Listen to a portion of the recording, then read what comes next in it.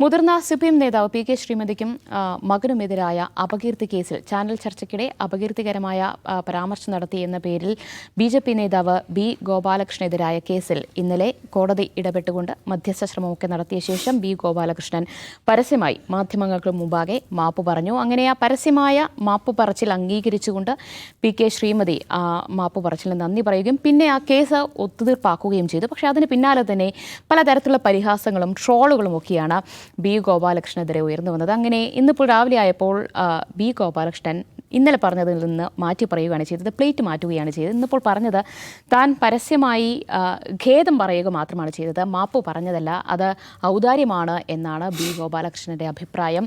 അത് P K Shrimati കരഞ്ഞു പറഞ്ഞതുകൊണ്ട് താൻ ഖേദപ്രകടനം നടത്തി എന്നാണ് ബി ഗോപാലകൃഷ്ണൻ പറഞ്ഞിരിക്കുന്നത്. ഇനി വീണ്ടും ബി ഗോപാലകൃഷ്ണനെ ഈ പറഞ്ഞതിന് മാപ്പ് പറയേണ്ടി വരുമോ എന്ന് നോക്കാം.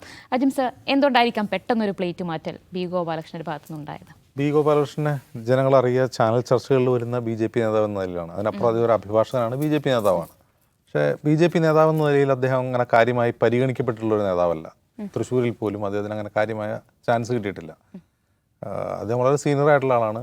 കേസരി പോലുള്ള RSSൻ്റെ വാരികളിൽ ലേഖനം എഴുതിയിട്ടുള്ള ആളാണ്.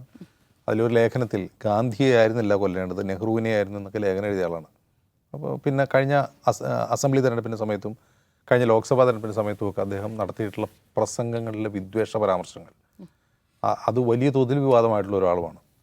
പിന്നെ ചാനൽ ചർച്ചകളിൽ അദ്ദേഹത്തിൻ്റെ ശൈലി നമുക്കറിയാം, കുറേ കൂടി എന്താണ് വോക്കലാണ്, അങ്ങനെ വെട്ടിത്തുറന്ന് സംസാരിക്കുന്ന, എന്തും തുറന്നു പറയുന്ന, എന്താണ് അങ്ങനെയൊക്കെ വിളിച്ചു പറയുന്ന ആളാണ്. പിന്നെ ഫാക്റ്റൊന്നും അദ്ദേഹത്തിൻ്റെ പരാമർശങ്ങൾ ഉണ്ടാവാറില്ല. ഫാക്റ്റ് ചെയ്യാൻ പോയിട്ട് കാര്യവുമില്ല.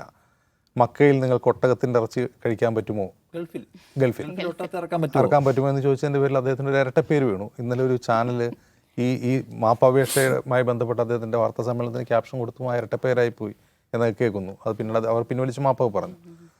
അപ്പോൾ അങ്ങനെ ഒരാൾ ഒരു അധിക്ഷേപകരമായ പരാമർശം നടത്തി, പി കെ ശ്രീമതിക്കും മകനുമെതിരെ അധിക്ഷേപകരമായ പരാമർശം നടത്തുന്നതാണ് കേസ്. ഈ കോവിഡിൻ്റെ സമയത്ത് സർക്കാർ മരുന്ന് വാങ്ങിയതിൽ ഇവർക്ക് പങ്കുണ്ടെന്നോ മറ്റായിരുന്നു പറഞ്ഞ് അവർ കേസ് കൊടുത്തു. ഈ കേസ് ഒത്തുതീർക്കുന്നതിൻ്റെ ഭാഗമായി ഒരു സെറ്റിൽമെൻറ്റ് വെച്ചു. ആ സെറ്റിൽമെൻറ്റിൽ മാപ്പ് പറഞ്ഞാൽ ഞാൻ പിന്മാറാമെന്ന് പി കെ ശ്രീമതി പറഞ്ഞു. അതിൻ്റെ ഭാഗമായി മാധ്യമങ്ങൾക്ക് മുമ്പിൽ അദ്ദേഹം ഖേദം പ്രകടിപ്പിക്കുകയാണ് ചെയ്തത്. ഈ ഖേദം പ്രകടിപ്പിച്ച് കഴിഞ്ഞിട്ട് ഇദ്ദേഹത്തിനെതിരെ ഉണ്ടായിട്ടുള്ള സോഷ്യൽ മീഡിയയിൽ ഉണ്ടായിട്ടുള്ള ട്രോളുകളിൽ അദ്ദേഹം വിഷണനായി കാണും. അദ്ദേഹം പിറ്റേന്ന് വിളിച്ചു പറയുകയാണ്, ഞാൻ മാപ്പ് പറഞ്ഞത് അവർ കരഞ്ഞു പറഞ്ഞുകൊണ്ടാണെന്ന്. അത് തൊട്ടുടനെ തന്നെ കോടതിയിൽ അദ്ദേഹം കൂടി സൈൻ ചെയ്ത് കൊടുത്ത ഡോക്യുമെൻ്റ് പുറത്തു വരുന്നു. അദ്ദേഹം അത് എഗ്രി ചെയ്തതിൻ്റെ പേരിലാണ്. ഇപ്പോഴും ആ കേസ് കഴിഞ്ഞിട്ടില്ല, മാപ്പ് പറഞ്ഞിട്ടേ ഉള്ളൂ. കോടതി വീണ്ടും അത് പരിഗണിക്കാതിരിക്കുകയാണ്. ഇപ്പോൾ ശ്രീമതി ടീച്ചർ അതിന് ഞാൻ എങ്ങനെ എടുക്കുന്നു എന്നുള്ളതാണ് കാര്യം. അവരത് കോടതിയിൽ വീണ്ടും ഉന്നയിക്കുകയാണ്. ഇദ്ദേഹം മാപ്പിൽ നിന്ന് പിന്മാറി എന്നെങ്കിൽ പറഞ്ഞാൽ കേസ് വീണ്ടും മുന്നോട്ട് പോകുമോ, അതല്ല ഇനി മറ്റെന്തെങ്കിലും പറഞ്ഞ് ഇദ്ദേഹം വീണ്ടും തടിപ്പോ നമുക്ക് കണ്ടറിയാം. അറ്റ് ലാസ്റ്റ് എന്താണ് പറയാം, ബൗദ്ധികമായ സത്യസന്ധത എന്ന് പറയുന്നൊരു കാര്യമുണ്ട്, ഇൻ്റലക്ച്വൽ ഇൻറ്റഗ്രിറ്റി എന്നൊക്കെ പറയുന്നൊരു കാര്യമുണ്ട്. അതില്ലായ്മയാണ് പ്രധാന പ്രശ്നം എന്നാണ് എനിക്ക് തോന്നുന്നത്. ഇതിപ്പോൾ വീണ്ടും മാപ്പ് പറയേണ്ടി വരുമോ നോക്കണം. ഒരു നിന്ന നിൽപ്പിൽ വ്യാജം പറയാൻ മടിയില്ലാതിരിക്കുക എന്ന് പറഞ്ഞാൽ അത് ഒരു ഭയങ്കരമായ മോശം ഒരു അവസ്ഥയാണ്. കാരണം അദ്ദേഹത്തിന് മാപ്പ് പറയേണ്ട സാഹചര്യം എന്താണ്? സാധാരണ നിലയ്ക്ക് B Gopalakrishnan P K Shrimati എന്ന കമ്മ്യൂണിസ്റ്റ് നേതാവിനോട് മാപ്പ് പറയാൻ വല്ല സാധ്യതയുണ്ടോ? ഒരു നിവൃത്തിയില്ലാത്തപ്പോഴായിരിക്കും അദ്ദേഹം മാപ്പ് പറഞ്ഞിട്ടുണ്ടാവുക. മാധ്യമങ്ങളെ എന്നെ വിളിച്ച് ശ്രീമതി ടീച്ചർ പറഞ്ഞു അവർ കുടുംബക്കാർ കളിയാക്കുന്നു. അപ്പം തന്നെ ഞാനങ്ങ് എൻ്റെ മനസ്സലിഞ്ഞു. ആരുടെ ബി.ജെ.പിയുടെ നേതാവായിട്ടുള്ള നെഹ്റുവിനെയാണ് തട്ടേണ്ടത് എന്ന് പറഞ്ഞ ആൾക്ക് പി കെ ശ്രീമതിയുടെ കണ്ണീര് കണ്ടപ്പോൾ മനസ്സലിഞ്ഞു എന്ന് പറഞ്ഞാൽ നമ്മൾ വിശ്വസിക്കണം. കാരണം നിവൃത്തിയില്ല. ലീഗലി അദ്ദേഹം ലോക്കായി കഴിഞ്ഞപ്പോഴാണ് അദ്ദേഹം മാപ്പ് പറഞ്ഞത്. മാപ്പ് പറഞ്ഞു കഴിഞ്ഞപ്പോൾ എന്താണ് ഈ നേരത്തെ അജിംസ് പറഞ്ഞ ഭയങ്കരമായ കളിയാക്കൽ ഒരു വശത്തുനിന്നുണ്ടായി. അപ്പോൾ അദ്ദേഹത്തിന് താൻ ഈ അങ്കത്തട്ടിൽ തോറ്റു വീണല്ലോ എന്ന അപമാനഭാരം സഹിക്കാനാവാതെ ചാടി എഴുതിട്ട് അദ്ദേഹം ഒരു ഡിഫൻസ് ഉണ്ടാക്കാൻ നോക്കുകയാണ്. അതും അപ്പം തന്നെ പൊളിയുന്നു. കോടതിയിൽ നിന്ന് ഉണ്ടാക്കിയ ഒരു ധാരണ പ്രകാരമാണ് മാപ്പ് പറയുന്നതിൻ്റെ രേഖ പുറത്തു വന്നു. ഇനി എന്തു പറയും? അപ്പോൾ അദ്ദേഹത്തിന് പ്രത്യേകിച്ച് ഒരു അഭിമാന പ്രശ്നമൊന്നുമില്ലാതെ പരമാവധി നുണ പറയാൻ തീരുമാനിച്ചാൽ മാത്രമേ നിൽക്കാൻ പറ്റുള്ളൂ. പറഞ്ഞുകൊണ്ടേ ഇരിക്കുക, അത് നിൽക്കാൻ പോകുന്ന സംഗതിയല്ല.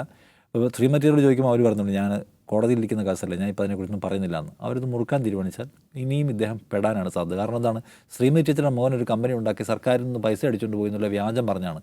എവിടെ നിന്ന് കേട്ടാണ് പറഞ്ഞതെന്ന് കോടതി ചോദിക്കുന്നുണ്ട്. അത് പി.ടി. തോമസ് പറഞ്ഞ് ഞാൻ കേട്ടായിരുന്നു, അങ്ങനെ പറഞ്ഞാണെന്ന് പറഞ്ഞു. അപ്പോൾ ഇറസ്പോൺസിബിളായ വാദമുഖങ്ങൾ ഉന്നയിക്കുക, എവിടെ നിന്നെങ്കിലും കേട്ടത് ഉന്നയിക്കുക. നേരത്തെ ഇപ്പം ഗൾഫിൽ ഒട്ടകത്തെ ഇറക്കാൻ കഴിയില്ലല്ലോ, ഇവിടുത്തെ ബീഫ് നിരോധനവുമായി ബന്ധപ്പെട്ട ചർച്ചയിൽ ഒരു ചാനൽ ചർച്ച ചോദിക്കുകയാണ്. പറ്റില്ല, ആധികാരികമായിട്ടാണ് ചോദിക്കുന്നത്. അപ്പോൾ പലപ്പോഴും ഇവരുടെ സ്ട്രാറ്റജിയാണ്. നമുക്കറിയാമല്ലോ 88 സംഭവിച്ചത്. അപ്പോൾ അറിയാതെ നമുക്ക് പെട്ടെന്നൊരു സംശയം ഉണ്ടാകും 88 എന്തോ സംഭവിച്ചു എന്ന്. ഇത്തരം വ്യാജങ്ങൾ കൊണ്ട് രാഷ്ട്രീയത്തിൽ പിടിച്ചു നിൽക്കാനുള്ള ശ്രമം സമ്പൂർണ്ണമായും പൊളിഞ്ഞെടുക്കുന്നതിൻ്റെ ഒരു കാഴ്ചയാണ് ഈ കണ്ടത്. ഇനി എങ്ങനെ മുന്നോട്ട് പോകണം, ഈ വിവരങ്ങളെല്ലാം നമ്മുടെ മുമ്പിലിരിക്കുകയാണ്. അദ്ദേഹം തീരുമാനിക്കട്ടെ. യെസ്, എന്തായാലും ഒരു പറഞ്ഞതിൽ ഉറച്ചു നിൽക്കാനെങ്കിലും ഒരു വ്യക്തിക്ക് കഴിയണമെന്നേ ഉള്ളൂ. ഇനി പി കെ ശ്രീമതി കേസുമായി മുന്നോട്ട് പോകുമെന്ന് നമുക്ക് കണ്ടറിയാം.